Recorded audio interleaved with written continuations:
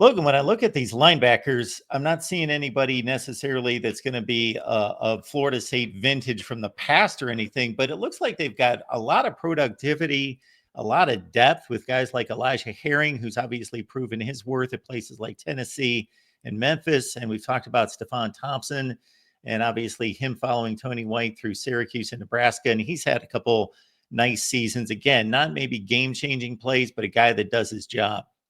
Mm-hmm.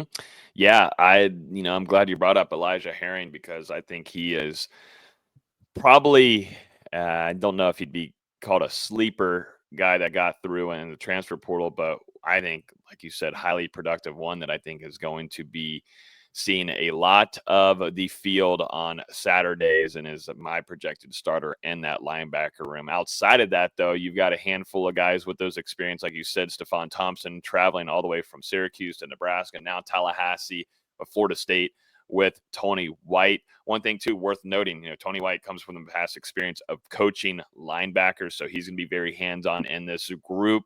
Moving forward, John Papuchis moves from defensive ends coach over to linebackers coach. He's still doing special teams, but John Papuchis has found success too as well, developing linebackers and getting them into the league as well. So there's an interesting point there. But, you're bringing back a guy like Juice Cryer, who was someone that if we were going to name some guys that highlighted or had, like I was saying earlier, some bright spots, it was Juice Cryer. He was very smart. He understood where he needed to be. He also brought leadership and vocalness that you need in that linebacker room and that second depth of the defensive side of the ball. And then moving over to a guy like Blake Nicholson and also to Omar Graham Jr., guys with a ton of experience. Omar Graham Jr. actually was, he was intending on entering the transfer portal. He did enter the transfer portal, but had a conversation with Florida State and ended up coming back to the Seminoles. And I thought he was, along with Juice Cryer, the two best linebackers that Florida State had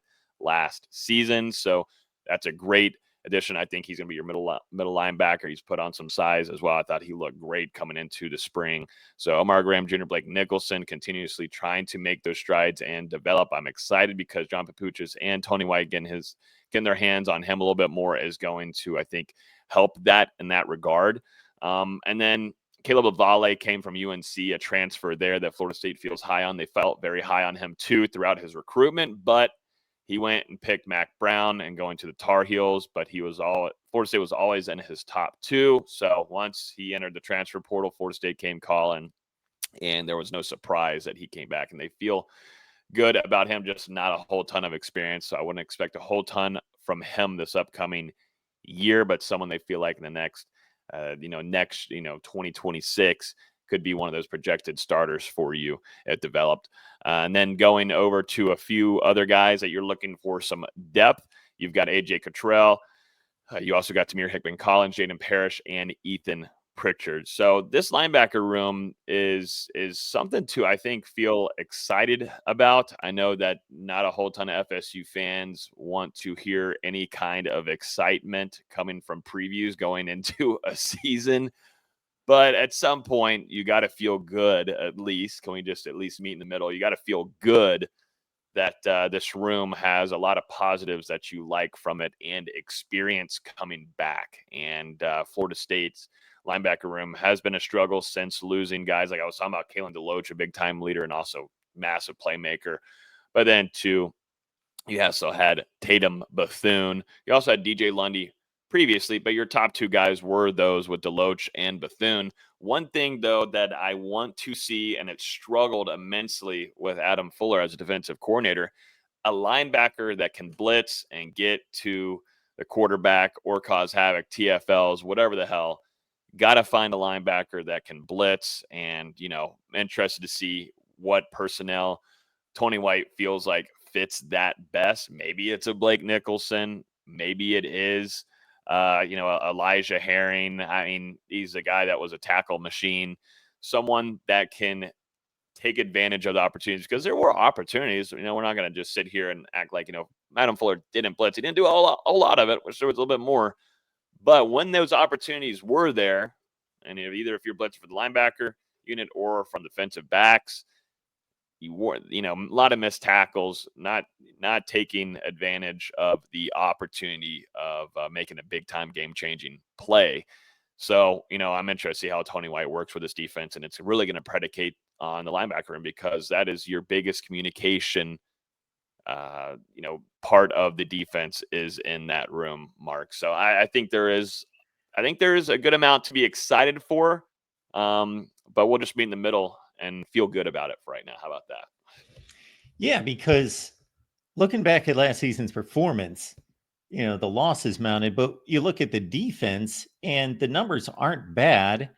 Mhm. They didn't give up a ton of points. SMU blitzed them pretty good, but besides that, I don't know if that's because the defense played fairly well. Again, not Florida State standard well, but fairly well, or they got into such these like slow drag down games where the other team knew that Florida State wasn't going to score much. And so they just kind of squeezed the air out of the ball, and they turned into these, 24-10 kind of losses where the defense wasn't going to give up many points because the other side's offense knew that they just had to sustain drives and kind of run out the game. Yeah, no, and that's something that I think we look over and miss out on. Now, if I'm Adam Fuller and I was in that, meeting saying, we're letting you go, we're moving on from you, Adam, I'd be like, damn. I mean, my defense was out on the field. 90% of the game because the offense couldn't get a first down. We couldn't even get midfield. I wouldn't blame Adam Fuller on that aspect. I'm sure that conversation was certainly had.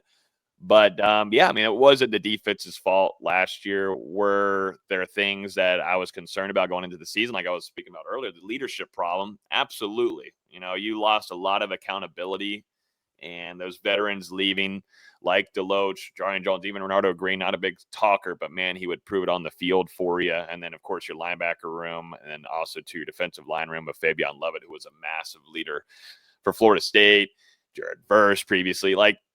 You just lost all of that kind of accountability, and those guys last year did not bring that to you. And so I think that's something that, Florida State's, defense right now is like, hey, we still got some strong pieces. We were definitely weren't the worst part of the team last year, but still, you got to find leaders now. So someone's got to be a leader. It's the defense. Someone's got to be a leader. Usually you look at the quarterback, it's easy to tell. And it seems like Thomas Castellanos is doing that and being that person for you. And he's a lot more outgoing. He's an extrovert outside, complete opposite of DJ Uyangale. But, defensive side of the ball, you've got to find someone that is a leader and someone that's holding someone accountable and being vocal. And I think that's something that Tony White is searching for. And he feels like he's kind of got that with Daryl Jackson. It's just we're going to see that first off against Alabama. Right now, Florida State doesn't have any media availability in the spring. Maybe they'll change in fall camp. We're going to get a good test and good eye on it during a spring scrimmage. We don't know the date of that yet, so we will see a little glimpse of what these guys are doing.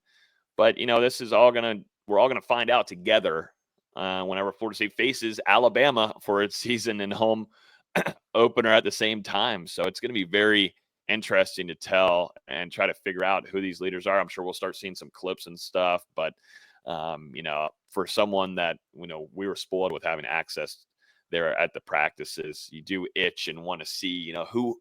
There's so many question marks, and the biggest thing for me is accountability and leadership right now, Mark. The College Football Show is on the main channel every Monday through Friday at 4 p.m. Eastern Time. Give me a call. We talk college football. We take you through spring updates every day and whatever's in the news. And usually have one big topic every day, but it's highlighted again by your calls Monday through Friday, 4 p.m. Eastern Time